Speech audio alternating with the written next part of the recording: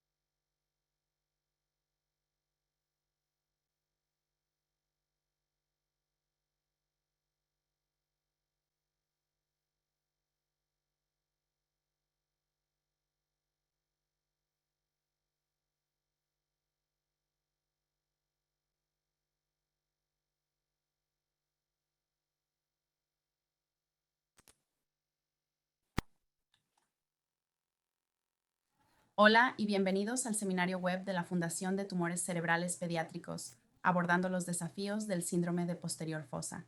Mi nombre es Heather Held y soy la gerente del Programa Nacional de Apoyo Familiar para la Fundación de Tumores Cerebrales Pediátricos. Nos sentimos honrados de que nos acompañen hoy en este importante seminario web. La PBTF ofrece programas y recursos para apoyar a las familias que enfrentan un diagnóstico de tumor cerebral pediátrico a lo largo de sus trayectorias. Proporcionaremos algunos enlaces a esos programas y recursos al final del seminario web de hoy y en un correo electrónico posterior. Antes de comenzar, tengo algunas pautas para revisar hoy.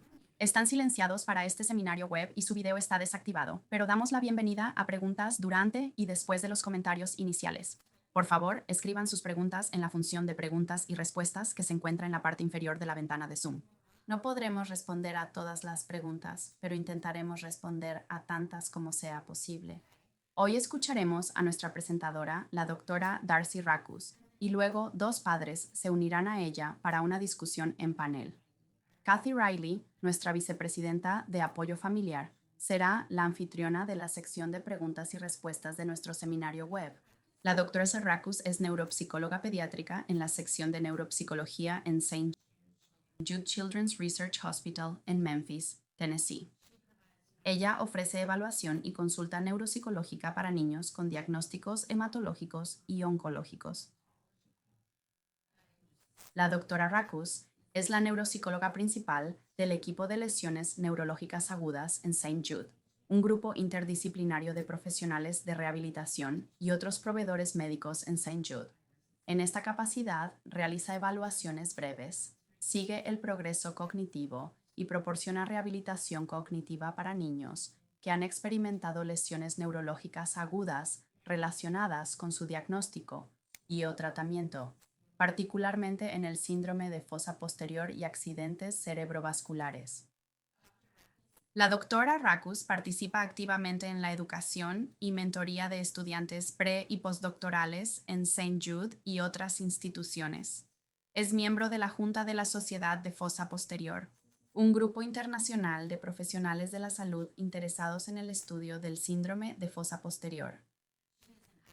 Es una investigadora clínica activa con un enfoque en los efectos cognitivos del cáncer y los tratamientos dirigidos al cáncer, y un interés especial en el síndrome de fosa posterior, el síndrome de mutismo cerebeloso pediátrico postoperatorio.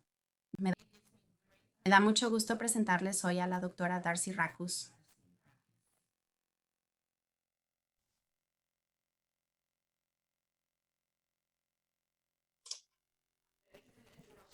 Gracias por la introducción. Estoy muy emocionada de estar con todos ustedes hoy y de hablar sobre este tema que es muy cercano y querido para mí.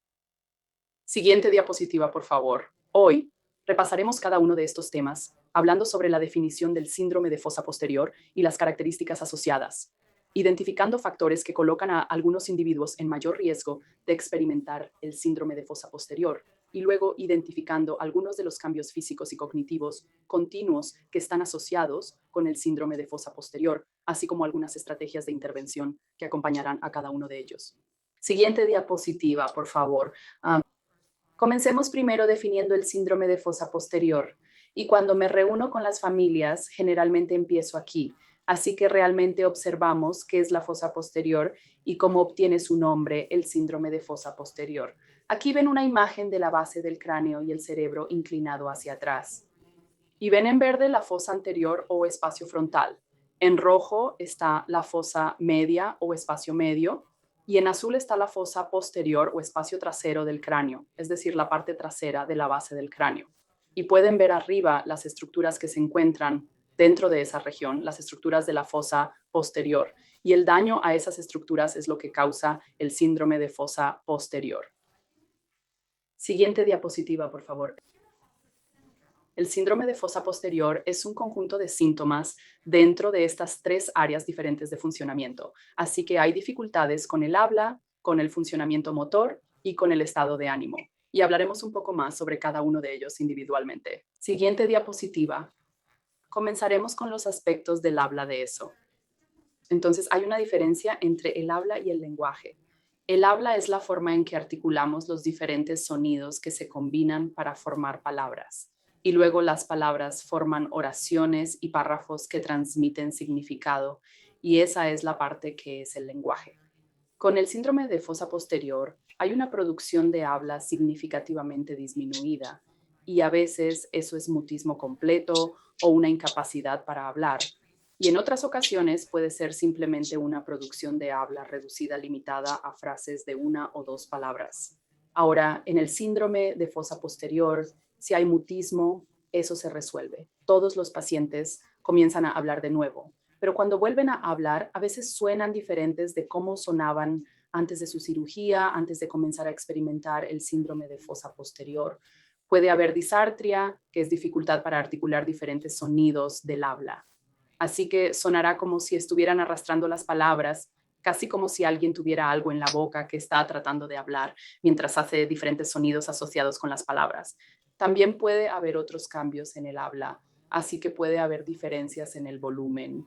Alguien podría hablar con un volumen muy bajo, pueden hablar con un volumen variable, así que pueden hablar en un volumen más típico y luego, de repente, tener palabras o partes de palabras muy fuertes en comparación con el resto de su habla. Puede haber cambios en el timbre o la calidad del habla, y eso es la calidad del tono de la voz. Es lo que te permite discriminar entre un tono particular que se toca, digamos, en una flauta y el mismo tono tocado en una trompeta. La calidad del sonido es diferente entre esos dos instrumentos y ese es el timbre, la calidad del sonido, de la misma manera que es la calidad del timbre de la voz y el habla. Puede ser diferente. El habla puede el habla puede tener un tono particularmente alto o puede haber una falta de variación en el tono o prosodia plana. La prosodia es la entonación o inflexión en el habla. Puede cambiar el significado de lo que se dice, puede transmitir el estado de ánimo.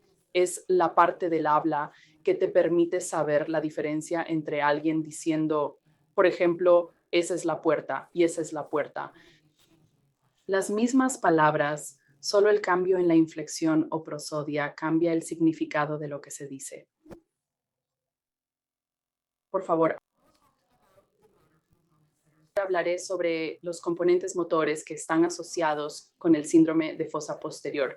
Y comenzaré aquí con las cosas que están más comúnmente asociadas con lesiones en el cerebelo, que son realmente las piezas motoras en las que pensamos cuando pensamos en los aspectos motores del síndrome de fosa posterior. Puede haber ataxia o dificultad con la marcha y el equilibrio al caminar. Eso es algo que a menudo causa mucha dificultad para los pacientes que se están recuperando del síndrome de fosa posterior. Puede haber apraxia o dificultad para ejecutar los movimientos intencionados que son necesarios para una tarea en particular. Y esto es en el contexto de que puedan realizar.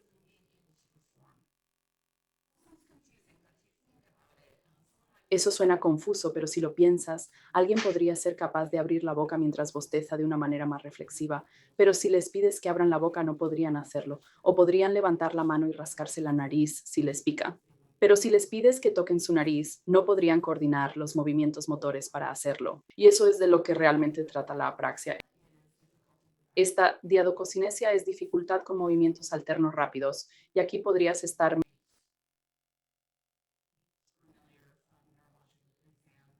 menos familiarizado con el examen neurológico en el que un paciente podría participar.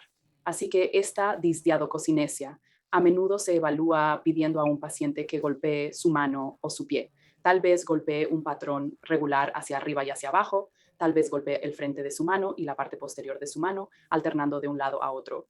Y puede haber dificultades ya sea con la secuenciación de eso, teniendo que hacer golpes hacia arriba antes de un golpe hacia abajo, o teniendo el ritmo desajustado de modo que algunos de los golpes son más rápidos y otros más lentos. Y eso es la dismetría común en personas que están experimentando el síndrome de fosa posterior. Eso es dificultad para alcanzar y llegar a tu objetivo con éxito.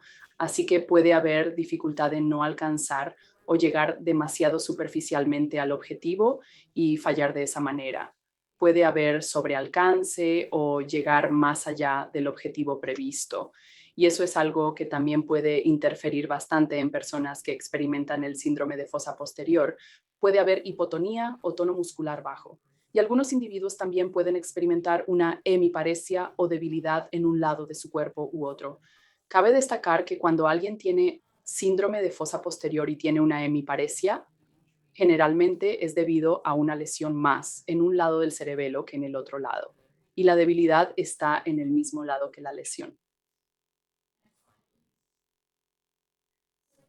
Siguiente diapositiva, por favor. Así que aquí hay algunos componentes motores adicionales que no son necesariamente parte del síndrome de fosa posterior per se, pero estos trastornos del movimiento a veces acompañan al síndrome y se han asociado con mayores dificultades a largo plazo o dificultades motoras más persistentes.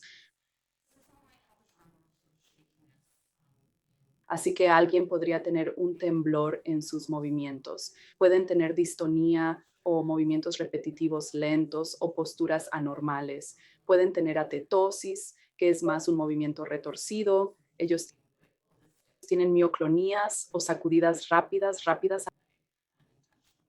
alcanzando con su brazo o su pierna involuntariamente un movimiento que parece reflejo. Así que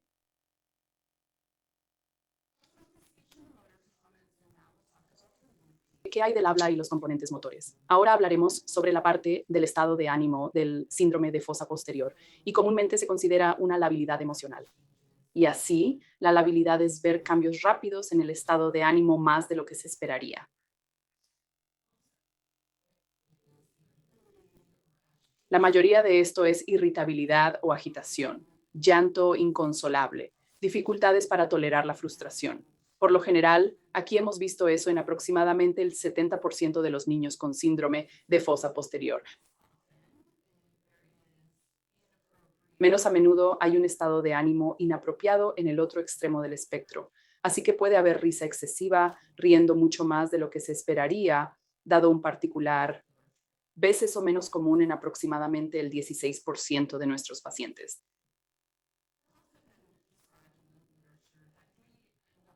También se ha descrito en la literatura que puedes terminar sin ninguno de los extremos, sino realmente en el medio, un afecto plano o realmente careciendo de la emoción que esperarías que alguien experimente. Debo decir que con la parte de la movilidad del estado de ánimo, a menudo se ve como una respuesta exagerada a un pequeño desencadenante, así que tal vez algo que habría sido molesto para alguien que simplemente se enoja mucho o algo que podría haberles hecho cosquillas un poco, pero simplemente comienzan a reír incontrolablemente por ello. Así que se trata más de ser una respuesta exagerada a un pequeño desencadenante. Aquí en St. Jude estamos observando muy cuidadosamente los diferentes síntomas del síndrome de fosa posterior para ayudarnos a obtener una mejor comprensión de los diferentes síntomas. y los que pueden decirnos más sobre el pronóstico más adelante y demás. Y hablaremos un poco más sobre algunas investigaciones que han surgido de este cuestionario del síndrome de fosa posterior más adelante. Vale la pena decir que completamos este cuestionario con cada paciente aquí que es tratado en su ensayo de meduloblastoma, por lo que incluye a niños que han tenido resección de meduloblastoma, a quienes alguien consideró que podrían tener síndrome de fosa posterior, así como a niños para quienes nadie ha considerado nunca la idea de síndrome de fosa posterior, pero han tenido resección de meduloblastoma. Sería un error no mencionar en parte de esta presentación que el síndrome de fosa posterior es un término que se utiliza, pero hay muchos otros términos que se usan para describir un grupo similar de síntomas. Y aquí hay una lista de términos que se utilizan en la literatura y en orden de frecuencia, desde el más utilizado hasta el menos utilizado según el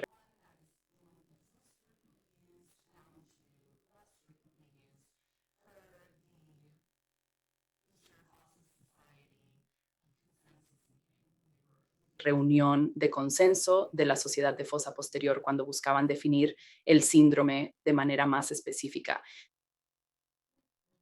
Siguiente diapositiva. La Sociedad de Fosa Posterior es un grupo de individuos interdisciplinarios que se reúnen regularmente y tienen interés en trabajar con pacientes que han tenido exposición que les causó el síndrome de fosa posterior. Y ha habido varias reuniones. Hubo una reunión de consenso que se llevó a cabo en 2015, cuando decidieron que era realmente importante llegar a un consenso sobre la terminología que se utilizaba.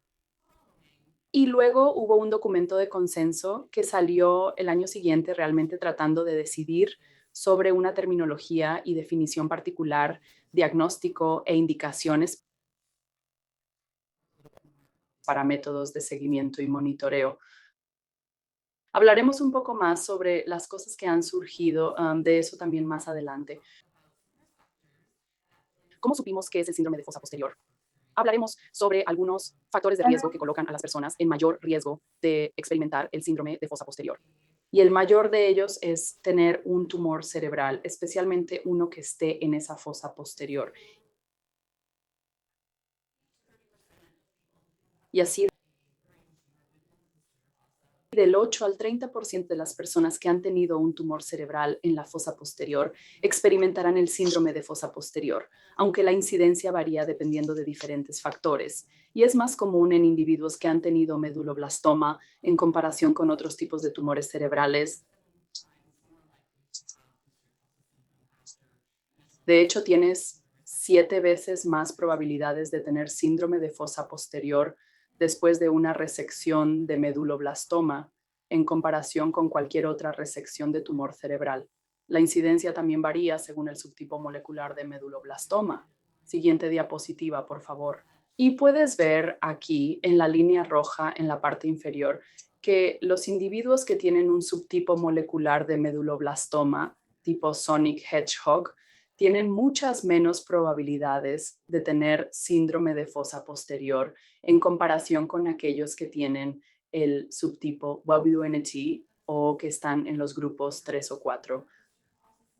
Todos los factores de riesgo que se han asociado con un mayor riesgo de síndrome de fosa posterior. Y antes de profundizar, quiero decir que probablemente haya cierta superposición en algunos de estos factores de riesgo. Como puedes imaginar, si tienes un tumor cerebral más grande, que es uno de los factores de riesgo, entonces es más probable que ambas partes de tu cerebelo estén involucradas, lo cual es otro factor de riesgo. Así que hay mucha superposición. Algunos factores de riesgo que se han demostrado una y otra vez que están asociados con el síndrome de fosa posterior. Y luego hay algunos que se han demostrado en un estudio particular u otro que están asociados o puede haber evidencia contradictoria. Y así, esos factores de riesgo, la mayor evidencia, se enumeran aquí en la parte superior y luego bajando hasta el final. Siguiente diapositiva, por favor. En nuestro trabajo más reciente aquí en St. Jude, lo que podría estar asociado es la experiencia del cirujano que realiza la cirugía de resección. Aquí te orientaré a esta imagen. Las barras que están en verde y rojo son los grupos de síndrome de fosa posterior que están desglosados. Luego, aquellos que no tenían síndrome de fosa están representados en la barra azul.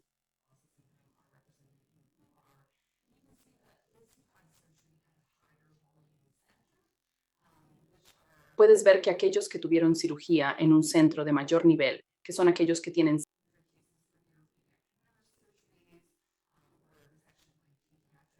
100 casos por año de neurocirujanos pediátricos o resección por un neurocirujano pediátrico o instalaciones dentro de los Estados Unidos que tienen un programa de becas acreditado en neurocirugía pediátrica, hay un riesgo mucho menor para un paciente de experimentar síndrome de fosa posterior postoperatorio si tuvieron cirugía en uno de esos centros en comparación con un centro con un cirujano menos experimentado.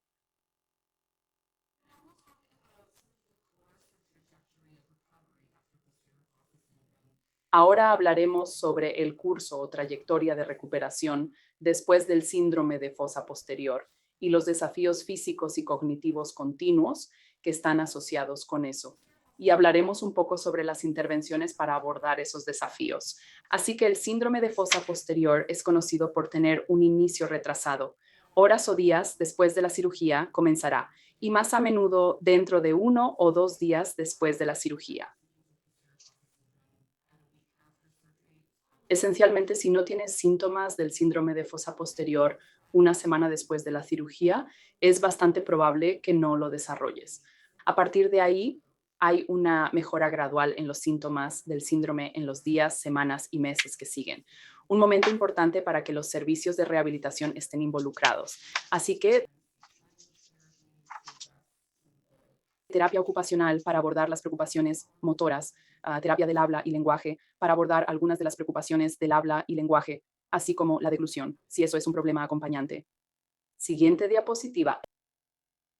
El síndrome de fosa posterior históricamente se consideraba ser un síndrome transitorio que no duraba mucho. Pero a medida que se realizaba más y más investigación, se descubrió que realmente hay dificultades persistentes. Así que se ha realizado mucha más investigación recientemente mirando específicamente a eso. Un estudio anterior que se realizó y definieron la severidad en términos de duración de los síntomas. Diré que antes de esta charla hubo algunas preguntas que surgieron y varias de ellas eran sobre la severidad. Así que esto responderá a algunas de esas preguntas. Así que este artículo de Robinson et al. Habló sobre la severidad y describe los síntomas como leves si duraron varios días, pero menos de una semana, moderados si duraron más de una semana, menos de un mes, y severos si los síntomas duraron un mes o más. Y así clasificaron a los individuos como teniendo síndrome de fosa posterior leve, moderado o severo, basado en cuántos síntomas de qué severidad tenían. Así que si un paciente tenía 2 o más características que eran severas, entonces se consideraría que tenía síndrome de fosa posterior severo, moderado si tenía 2 o más síntomas moderados o si tenía un síntoma moderado y uno severo, y luego todos los demás se consideraron como teniendo síndrome de fosa posterior leve. Aquellos que tuvieron síntomas más severos inicialmente, esencialmente en ese primer mes después de la cirugía, eran más propensos a tener síntomas más severos más adelante en un seguimiento de un año. Eso fue cierto para la ataxia que experimentaron, continuaron con dificultades en el lenguaje y también dificultades cognitivas. Y así, aquellos con este síndrome de fosa posterior más severo tenían necesidades sustancialmente mayores en el punto de seguimiento de un año en comparación con aquellos que solo tenían síntomas moderados. Otro estudio, este es nuestro grupo aquí en St. Jude, analizando la severidad definida de una manera diferente y así observando el habla sustancialmente reducida en el síndrome de fosa posterior y dividiendo ese grupo de síndrome de fosa posterior en un grupo PFS1 que tuvo un periodo de mutismo franco y un grupo PFS2 que no tuvo mutismo franco, pero sí tuvo un habla sustancialmente reducida. Así que solo podían hablar en frases de una o dos palabras. Y lo que se descubrió fue que haber tenido un periodo de mutismo franco asociado con el síndrome de fosa posterior estaba asociado con mayores dificultades para volver a caminar de manera independiente. Ahora, debo decir que esta recuperación de la marcha independiente aquí se definió como poder caminar 10 pasos de manera independiente. Así que no es como si estuvieran caminando de manera independiente en su día a día. Podían caminar al menos 10 pasos o alrededor de 15 pies de manera independiente. Otra cosa interesante a señalar aquí es que si observas esa barra azul que representa a los niños que tenían síndrome de fosa posterior con mutismo, hubo una recuperación continua de la marcha durante un tiempo bastante prolongado. Así que la marcha continúa recuperándose durante varios meses y años después de la cirugía.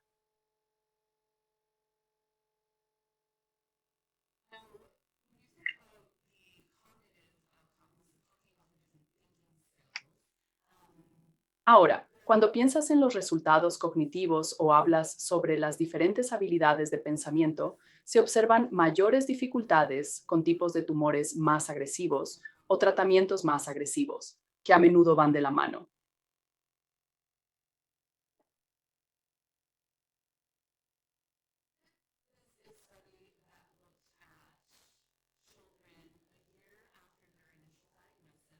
Este es un estudio que analizó a niños un año después de su diagnóstico inicial y para controlar esas diferencias en el tipo de tumor y más o menos tratamiento, emparejaron a los niños en base a esos factores y también por edad. Y lo que encontraron fue que al comparar niños comparables, aquellos que tenían síndrome de fosa posterior tenían mayores dificultades en diferentes habilidades de pensamiento un año después de su diagnóstico inicial que aquellos que tuvieron tratamientos similares para tumores similares, pero no tenían síndrome de fosa posterior. Y los números aquí son puntuaciones. Puedes ver puntuaciones estandarizadas en desviaciones estándar aquí. Y las mayores dificultades en ese tiempo de un año fueron realmente la velocidad y el procesamiento de información y qué tan rápido podían hacer tareas de lápiz y papel, lo cual no es particularmente sorprendente, dado los componentes motores que comúnmente se asocian con el síndrome de fosa posterior. Pero en todas estas otras áreas también hubo mayores dificultades en comparación con compañeros tratados de manera similar.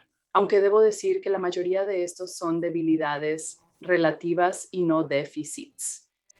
Siguiente diapositiva, por favor. Este estudio también analizó las habilidades académicas y nuevamente hubo diferencias significativas entre aquellos tratados por tumores similares con tipos de tratamientos similares. Aquellos que tenían síndrome de fosa posterior tenían puntuaciones significativamente más bajas en comparación con aquellos que no tenían síndrome de fosa posterior en las áreas de lectura, ortografía y matemáticas. Pero esas puntuaciones más bajas aún estaban solo en el rango bajo promedio en comparación con otros niños de su edad y por lo tanto no eran déficits per se, sino más bajas. Siguiente diapositiva. Se hizo un seguimiento a algunos cohortes hasta 5 años después y se notó que hubo un declive significativo en la lectura desde puntos de prueba anteriores para los individuos y que aquellos que tenían síndrome de fosa posterior tenían un mayor riesgo de tener mayores dificultades. Aunque al menos un tercio de los participantes que tenían síndrome de fosa posterior tenían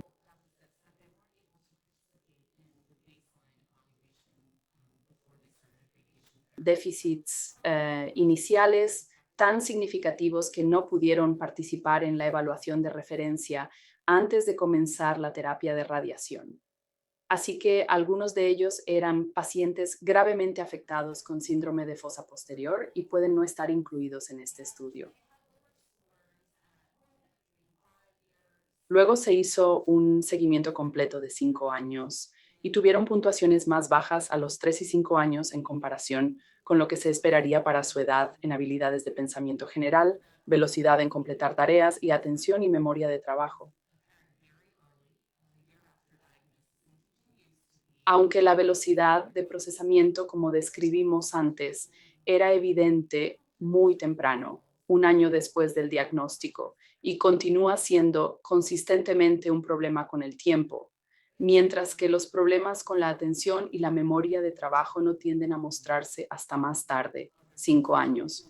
Los cuidadores, cuando se les preguntó sobre preocupaciones acerca del comportamiento y el estado de ánimo y otras funciones, no notaron preocupaciones en sus hijos.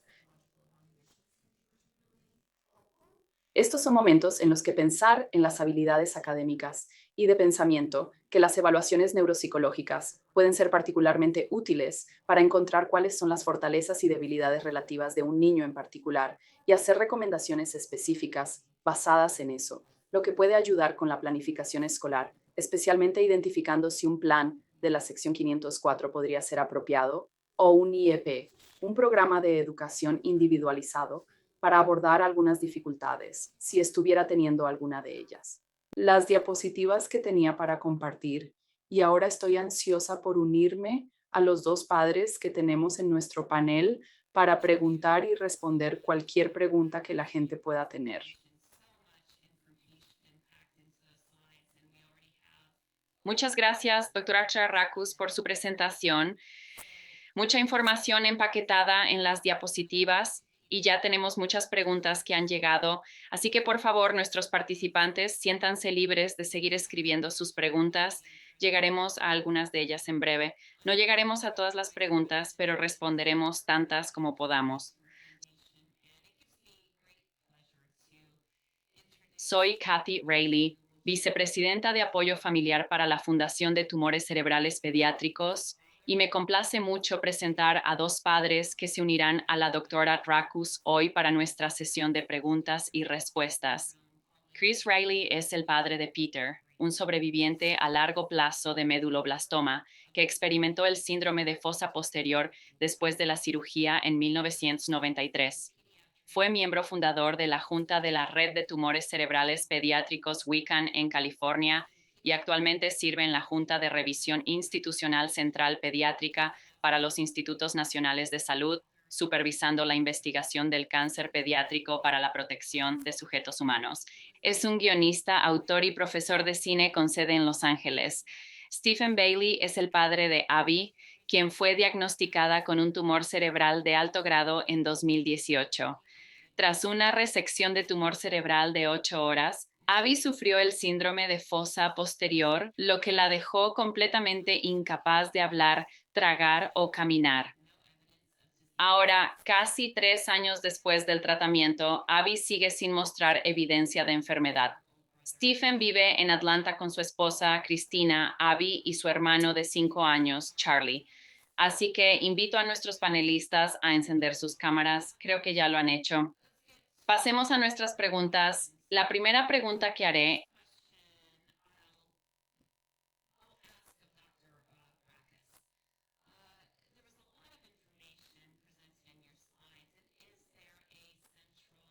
es para la doctora Racus. Hubo mucha información presentada en sus diapositivas.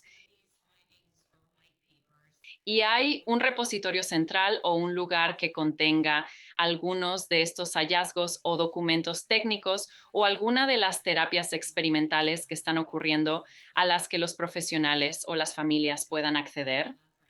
Pero ¿dónde podemos ir para obtener información precisa sobre el síndrome de faucia posterior?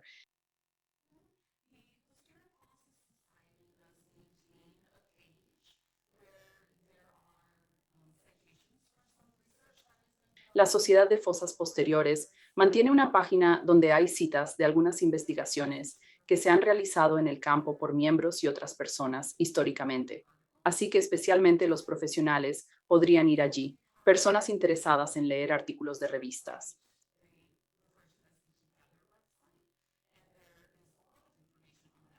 St. Jude tiene un sitio web al que se refieren como el sitio Together, y hay mucha información en ese sitio sobre diferentes aspectos relacionados con tratamientos y diagnósticos de cáncer, y también hay una página sobre el síndrome de fosa posterior. No estoy seguro de que haya necesariamente un repositorio central, por así decirlo, donde se puedan encontrar artículos o diferentes cosas sobre este tema, pero esas son dos cosas que me vienen a la mente como un recurso potencial para familias y profesionales. O Genial. Quizás podamos recibir el enlace a la Sociedad de Faucia posterior de su parte y compartirlo con todos después del seminario web. Eso sería estupendo. Ahora quiero dirigirme a nuestros dos padres. Tenemos algunas preguntas y Chris, creo que empezaré contigo. Hay una pregunta sobre, y por favor habla desde tu propia experiencia, ¿qué sucede con los resultados cognitivos y académicos un par de años y más adelante en este viaje?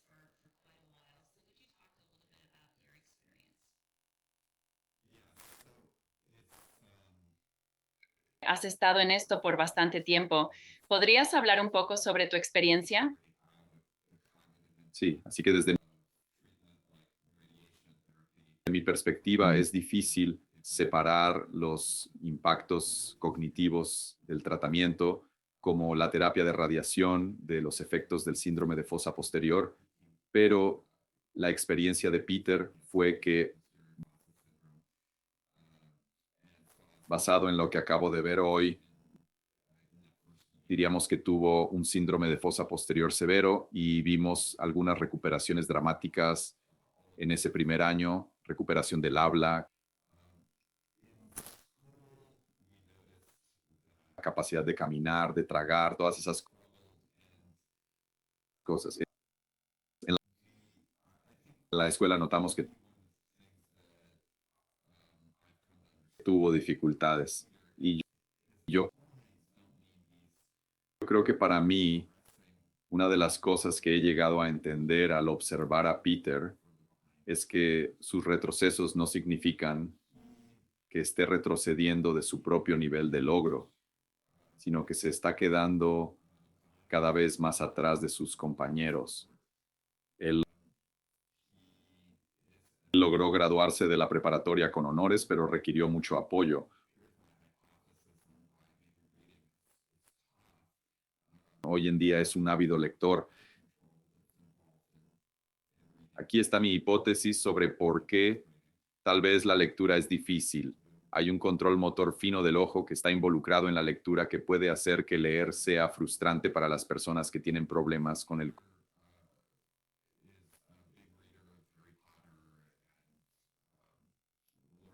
control motor fino de sus ojos. Sin embargo, Peter es un gran lector de Harry Potter y El Señor de los Anillos y lee esos libros gruesos. Pero aún hoy en día tiene problemas con la velocidad de procesamiento, tanto que no puede cruzar una calle o incluso un estacionamiento de manera segura, porque para cuando mira el tráfico y toma una decisión sobre si es seguro cruzar la calle, las condiciones han cambiado.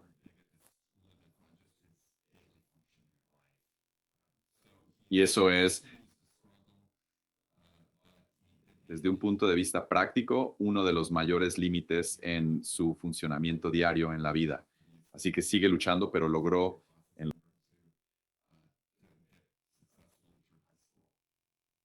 los años después del tratamiento y la recuperación, en la medida en que se recuperó del síndrome de fasa posterior, para terminar exitosamente la preparatoria.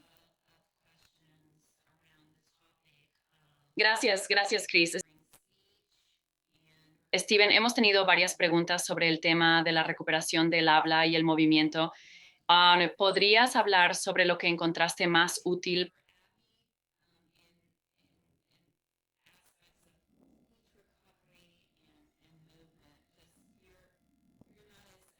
para Abby en los aspectos de recuperación del habla y el movimiento?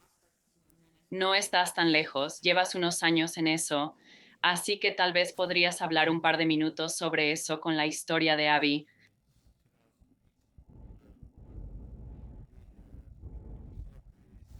Claro. Así que cuando estábamos justo después de su cirugía, esto fue en 2018, ella tuvo lo que también llamaríamos síndrome de fosa posterior severo, directamente después, de inmediato. De hecho, nos tomó un par de días realmente poder obtener algún movimiento ocular o comunicación de ella. Eso fue difícil, obviamente, como padre.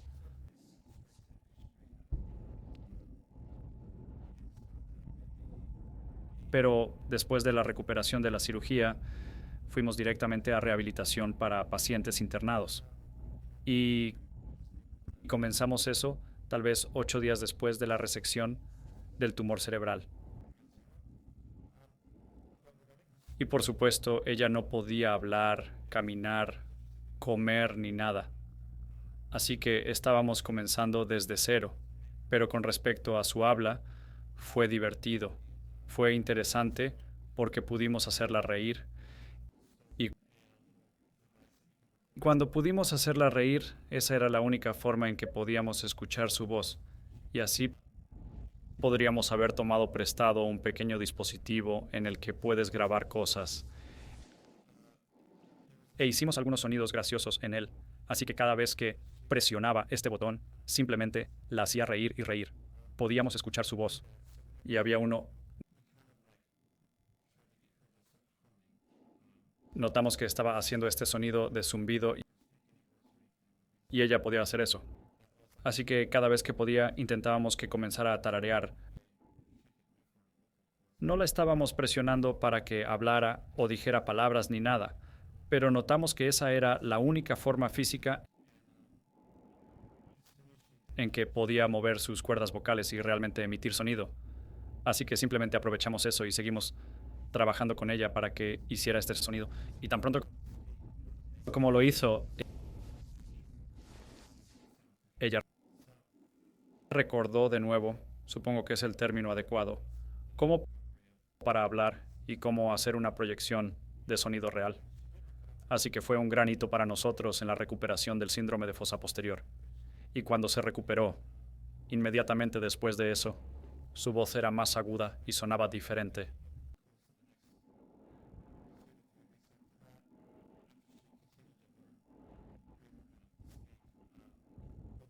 Eso eventualmente, tal vez en el transcurso de las siguientes 2, 3 semanas después de eso, después de que continuamos aprendiendo, reaprendiendo a hablar, su voz volvió a la normalidad, o diría que al 95% normal. Así que eso fue una gran victoria. Y desde entonces, su habla ha sido bastante normal. Desde que se recuperó, no ha habido un problema crónico de habla ni nada en su camino. Así que estamos agradecidos por eso. Y luego, pasando al lado del movimiento físico, creo que Katy es lo que mencionaste.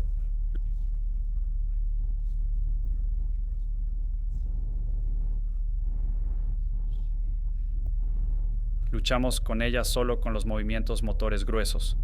Ella, por falta de mejores palabras, puede ser bastante torpe.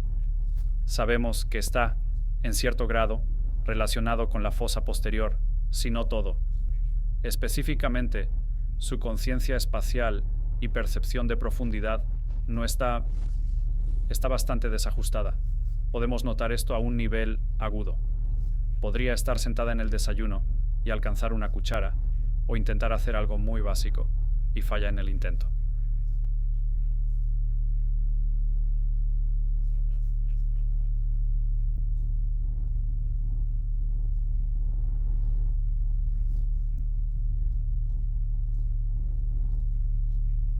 Así que eso es probablemente la cosa número 1 con la que todavía estamos lidiando a medida que progresamos. Ahora estamos a unos 3 años después del tratamiento, así que todavía estamos tratando de entender, incluso hasta ayer hablando con sus maestros en la escuela. También estamos tratando de que nos ayuden a diferenciar y averiguar qué es un comportamiento normal en comparación con el promedio de la clase y qué es un comportamiento que ella ve en Abby que está más relacionado y que probablemente podríamos atribuir al síndrome de fosa posterior. Gracias por compartir eso, Stephen. Doctora Racus, hemos tenido múltiples preguntas sobre el habla. Yo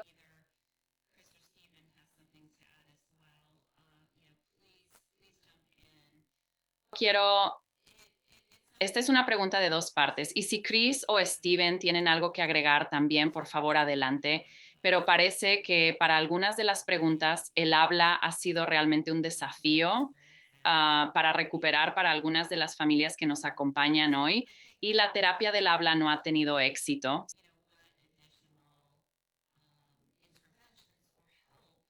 Se pueden hacer sonidos, así que creo que la primera parte de mi pregunta es, ¿qué intervenciones adicionales o ayuda están disponibles para el habla que usted conozca? Y en segundo lugar, más allá de eso, en el entorno escolar, ¿hay algo que haya visto funcionar en el área de comunicación con el habla? ¿Algún dispositivo de tecnología asistiva?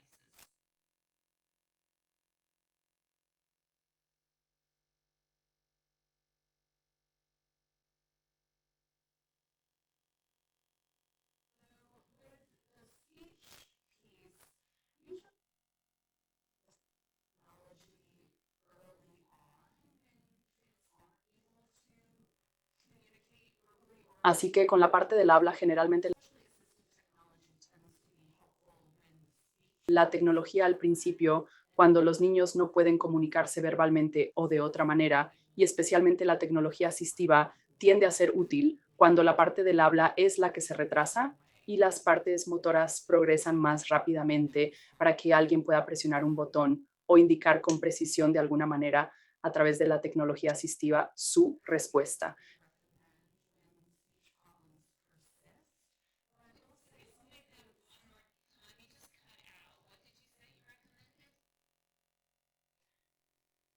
La terapia es lo que recomendamos cuando los problemas del habla persisten. Diré que algunos de esos, una vez más, te cortaste. ¿Qué dijiste que recomendabas?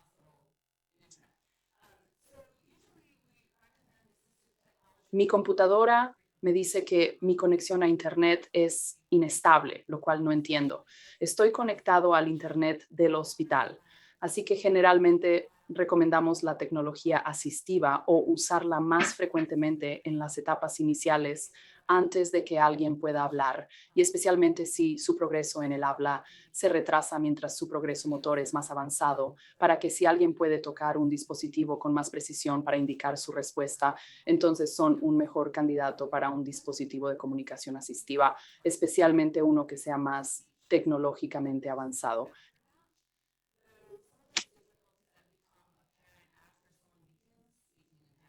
Generalmente recomendamos terapia continua de lenguaje y habla para las otras dificultades del habla que persisten después de eso. Aunque algunas de esas dificultades que se hacen evidentes después de que alguien comienza a hablar de nuevo, especialmente esa disartria o dificultad para colocar la boca, los labios y la lengua en el lugar correcto para decir los sonidos de las palabras, o la velocidad del habla, el ritmo del habla, algunas de esas dificultades pueden persistir por un buen tiempo y pueden ser bastante difíciles de remediar.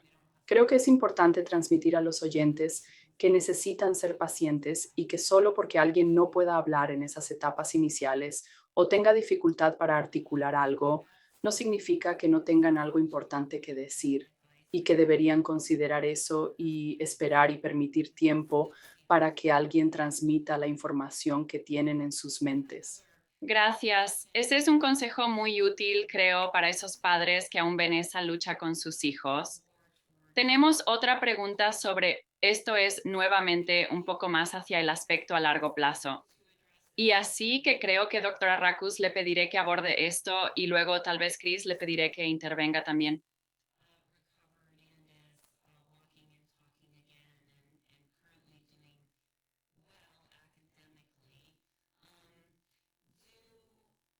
Pero para alguien que se ha recuperado y está caminando y hablando de nuevo y actualmente le va bien académicamente,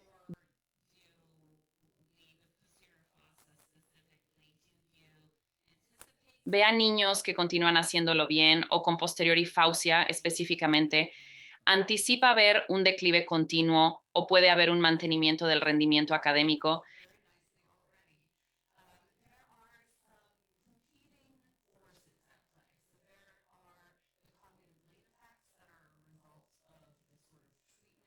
Puedo decir que Chris ya respondió muy bien a esta pregunta.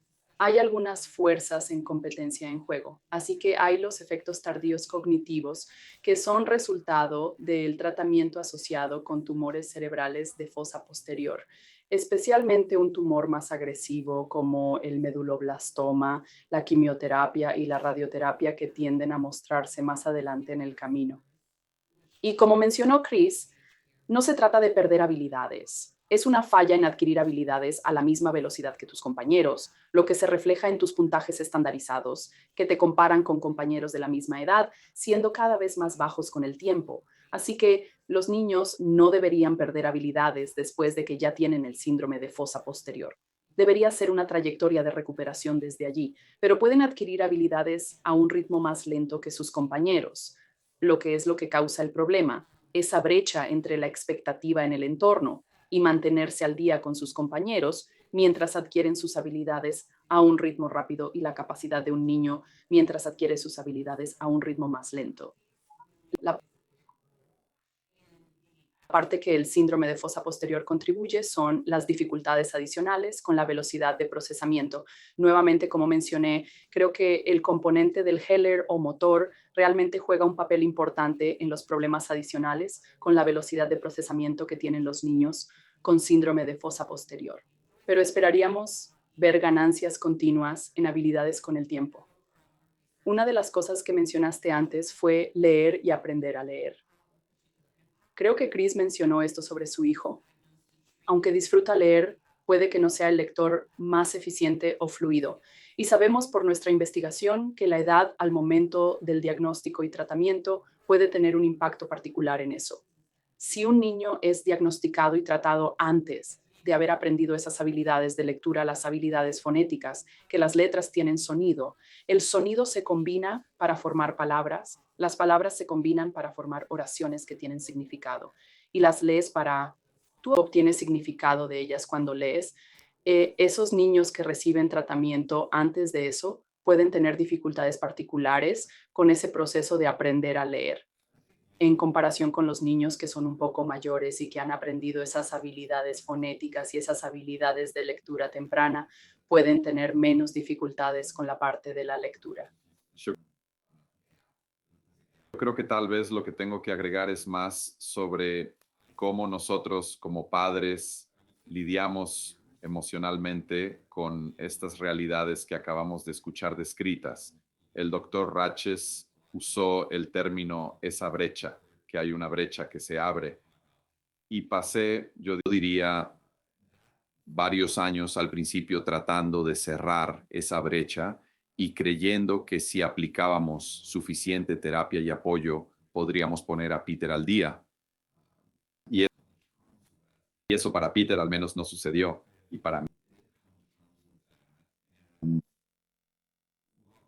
mí, emocionalmente, fue algo muy difícil de reconocer y aceptar. Eventualmente llegué a aceptar eso y lo que funcionó mucho mejor para Peter fue ayudarlo a desarrollarse en su trayectoria en lugar de tratar de llevarlo más allá de lo que podía, lo cual nos frustraba a nosotros y lo frustraba a él. Incluso años después del tratamiento, Peter continuó recuperándose. Tomó lecciones de piano y una mano izquierda que realmente llamábamos su mano perezosa o su mano dormida porque nunca la usaba para nada porque era difícil.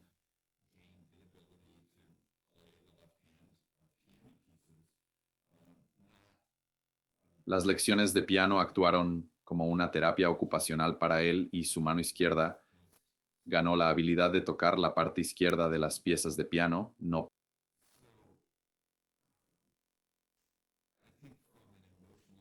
perfectamente, pero a un nivel mucho mejorado. Y esto fue años después de la cirugía y post-tratamiento. Así que yo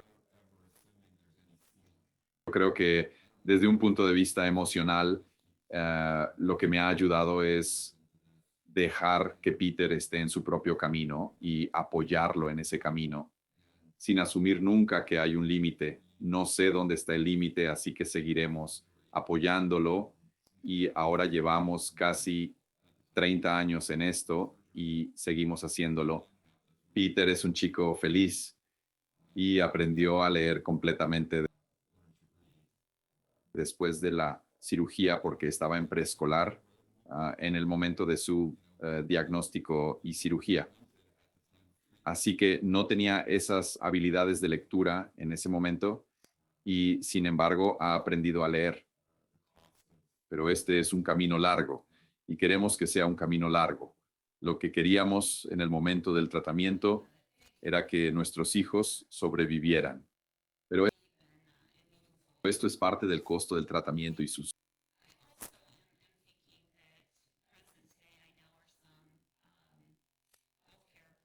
supervivencia. Gracias a ambos por sus profundos y significativos comentarios. También estoy pensando que hoy están presentes algunos profesionales de la salud que realmente quieren aprender cómo apoyar mejor a las familias, particularmente a aquellas en el campo psicosocial. Y Steven, me pregunto si podrías hablar sobre cuál es el mejor consejo para dar al equipo psicosocial.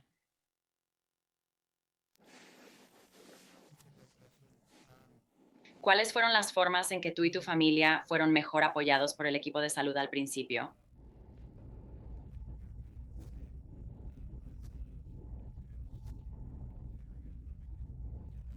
Esa es una gran pregunta.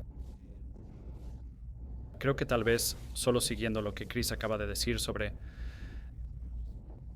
estábamos en la misma mentalidad de está bien, sigamos averiguando cómo podemos llevar a Abby allí más rápido.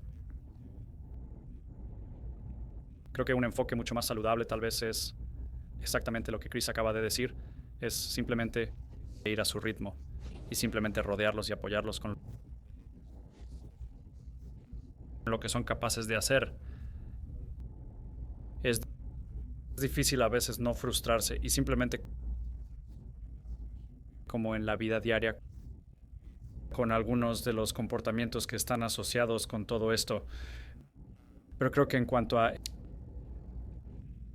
el lado clínico y los equipos que nos estaban apoyando, especialmente cuando estábamos pasando por todo esto en los detalles, creo que tal vez reforzando eso.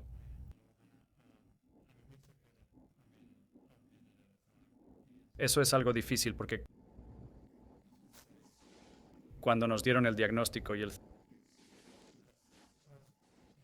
cirugía, el plan de tratamiento y todo eso, lo tomamos un minuto a la vez. Yo iba a decir, si hubiéramos conocido el alcance del síndrome de fosa posterior, habría sido mucho más difícil para nosotros entrar en la cirugía. Me alegra que realmente no supiéramos eso. Nuestro cirujano había mencionado que el mutismo cerebeloso es un resultado potencial, pero estábamos simplemente como, está bien, bueno, nuestra hija tiene un cáncer cerebral y solo necesitamos sacarlo de ella ahora mismo. Así que eso es lo que vamos a hacer. Así que creo que para responder a tu pregunta de manera indirecta, Katy, creo que el mejor apoyo que recibimos fue obtener la información que necesitábamos en el momento. Fue importante con la información que obtuvimos, especialmente cuando estábamos más cerca del diagnóstico y eso. No lo sé. Creo que eso es lo mejor que puedo ofrecer en este momento. Sí, genial, gracias. Gracias por eso, Chris. ¿Tienes algo que te gustaría agregar desde la perspectiva de un padre a eso? Cuando Peter estaba experimentando el síndrome de fosa posterior, fue hace tanto tiempo que no era un síndrome bien reconocido. Y entonces nuestro equipo de salud a menudo decía cosas como nunca hemos visto esto antes. Así que eso no fue de mucha ayuda. Recuerdo a un neurólogo entrando en la habitación en los primeros días, cuando Peter no se comunicaba de ninguna manera y preguntando muy escépticamente, ¿sabe él quién eres? Y dijimos, bueno, creemos que sí. Y el neurólogo dijo, bueno, ¿cómo lo sabes? De una manera que realmente desafiaba la posibilidad de que realmente Peter todavía estuviera allí como Peter. Y Steven, hablaste sobre la risa como una respuesta temprana. Esa fue la primera vez que supimos que seguía siendo Peter y teníamos un casete de uno de sus amiguitos eructando y se lo poníamos y él se reía. Y pensé, bueno, eso es un nivel bajo de humor. Le voy a contar un chiste que requiera que lo procese cognitivamente. Y si se ríe de eso, entonces sé que está entendiendo. Y lo hizo. No se rió de un chiste. Así que creo que proporcionar solo la información de que los niños con síndrome de fosa posterior mejoran, que típicamente el habla regresa y ya sea cuestión de días o más tiempo, creo que eso puede ser realmente importante.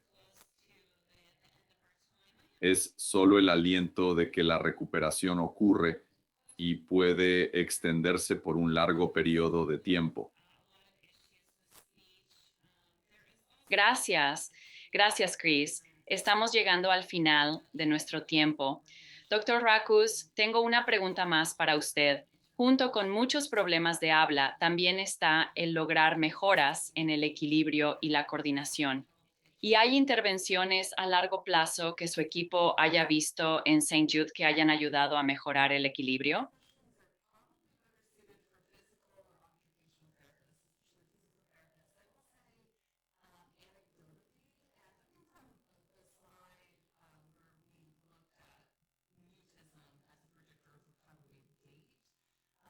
Esas preguntas probablemente sean más adecuadas para terapeutas físicos u ocupacionales, especialmente terapeutas físicos, diré anecdóticamente, y creo que desde la diapositiva donde vimos el mutismo como un predictor de la recuperación de la marcha, vemos mejoras en el equilibrio y la marcha que continúan por mucho tiempo. Así que mientras que algunas de esas cosas específicas del habla son difíciles de remediar, y si las tienes y es difícil, he podido mejorar con algunas de ellas.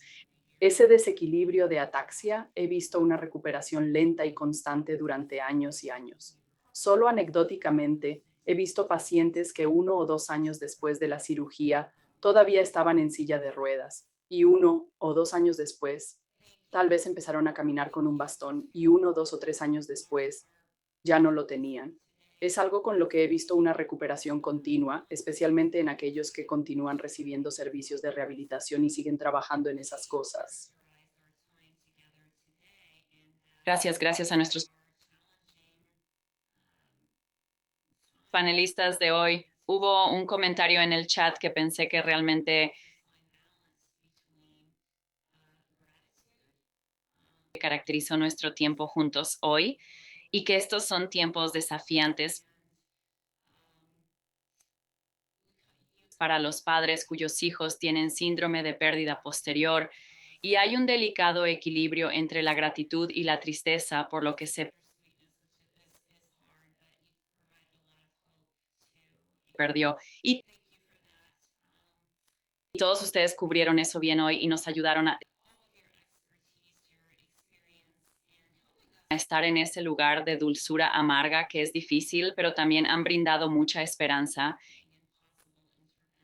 Y gracias por eso. Gracias, doctor Rackus, por toda su experiencia, su conocimiento y por ayudarnos a definir el problema y entender mejor lo que está sucediendo en posibles intervenciones. Estamos agradecidos con cada uno de ustedes por participar de maneras realmente significativas hoy. Y también quiero agradecer a nuestros asistentes por su participación y preguntas reflexivas. Y luego, si pudiéramos mostrar nuestra diapositiva de recursos, sería genial.